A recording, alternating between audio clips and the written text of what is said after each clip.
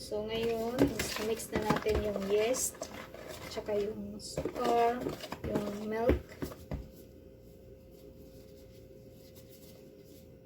Isang itlog.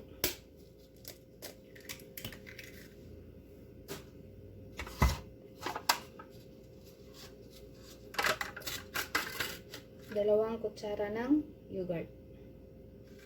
1, 2. Yogurt, kahit anong brand.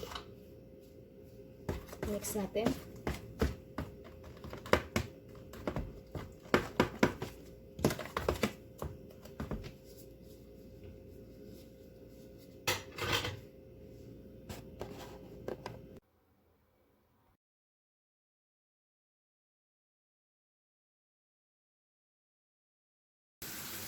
Okay. Igisa natin yung sibuyas. Hiniwa siya ng maliliit.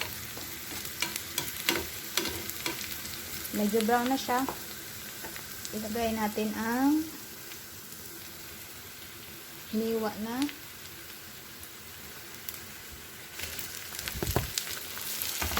kamatis. Ito yung sauce ng pizza natin para sa pizza.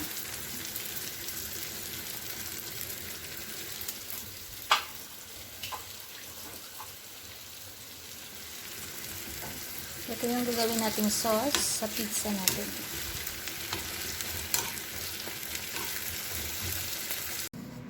Ayan na po yung ating dough. So, lalagyan natin ng sauce. Ito po yung ginawa nating kamatis at sibuyas na sauce.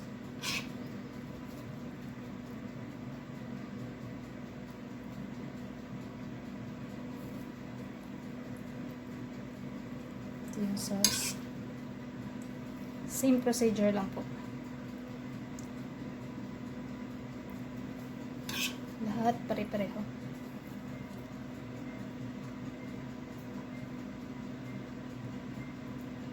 So, yan. Lagyan natin ng slice olives. Ganyan. Depende po sa design na gusto nyo. As long as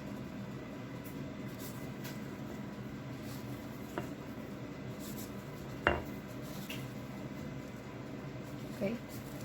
Next, yung toppings cheese. Lagyan natin.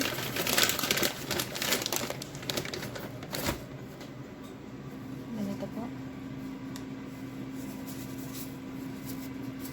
Ayan.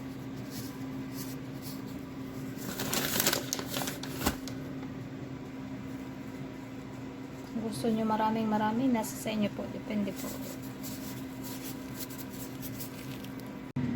My homemade pizza.